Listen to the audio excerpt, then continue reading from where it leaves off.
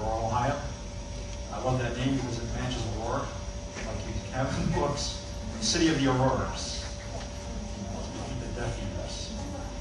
And I've been involved with Harry Potter in the world of fandom and the study of the literature and background of the stories for about 7 years. I attend Aurora Community Chapel in Aurora, Ohio, and deal with a lot of Christian teachings in the apologetic fields. Kind of which, when you look at the term apologetics, it kind of gets people to look a little bit, and it's really being a defender of the faith. So in the beginning, and there's a number of those in my world of belief that had a very controversial view of the whole Harry Potter series before we even started reading the books. I didn't come into that scene until after the first movie was released in 2001. And my daughter happened to come home with a copy, said she saw the movie and bought a copy of it home, and I said, do we really want to get into this? And I felt, to be honest, as a parent and a teacher, I need to get into learning what the story is all about rather than just criticizing it and just looking at the term, well, Hogwarts School of Witchcraft and Wizardry, that just doesn't work in our world. But again, not having a great understanding of the literary tradition and the British tradition of fantasy literature, I had to bring myself to be teachable as a teacher and learn the truth about what we're looking into and what our kids are reading.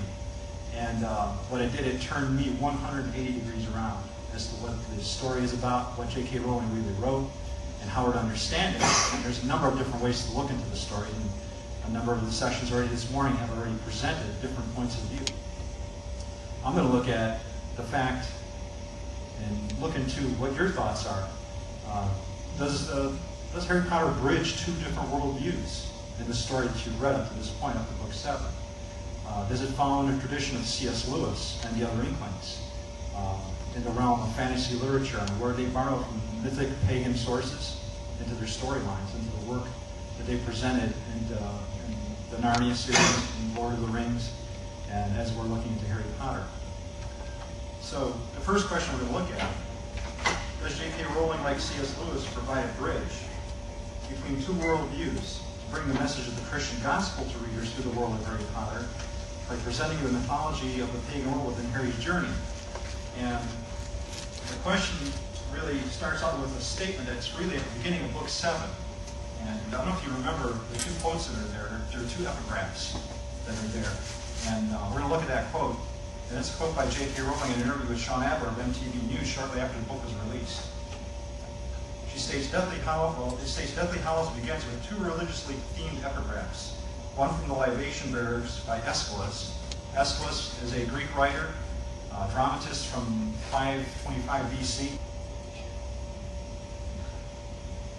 I think if you look specifically at the most recent work on Lewis by Michael Ward, Planet Narnia, which posits the idea, and I think he's right, and I think most Lewis scholars think he's right, that Lewis's stories aren't so much a hodgepodge of mythology as they're built on the medieval cosmology of the seven heavens.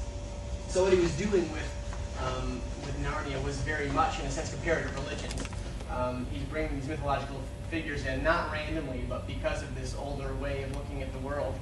And if you think of his book Abolition of Man, where he's talking about education, gets all the way to the end and does this whole thing about the Tao.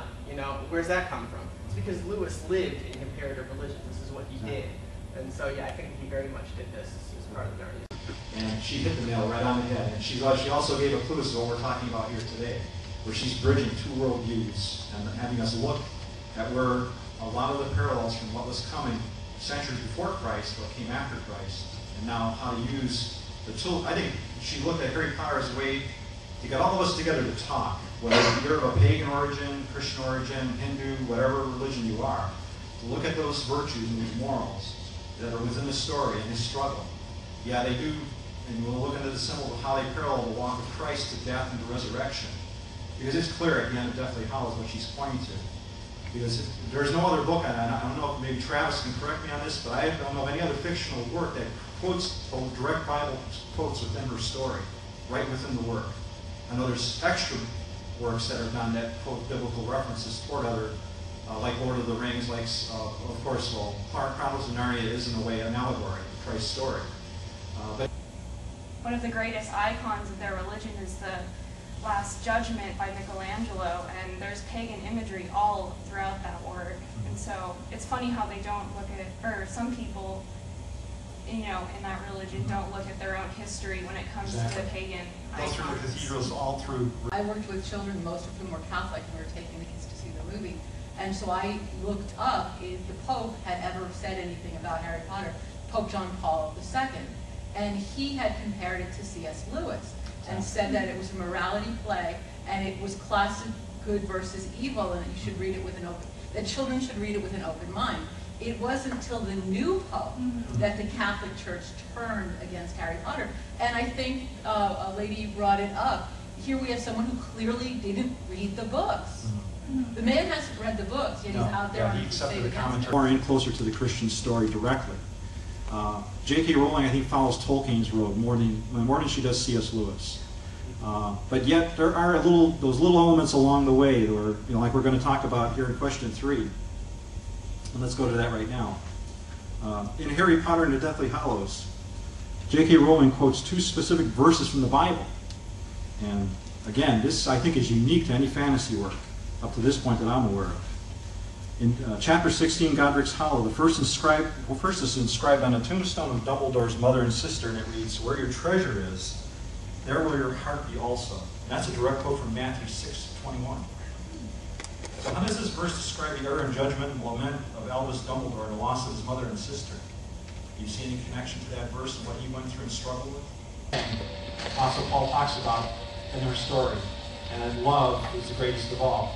If I give my body to be burned, if I give all my possessions to the poor, Paul says, and I have the knowledge of 1,000 ancients in a sense, and I have not love, I'm defeated, I'm nothing.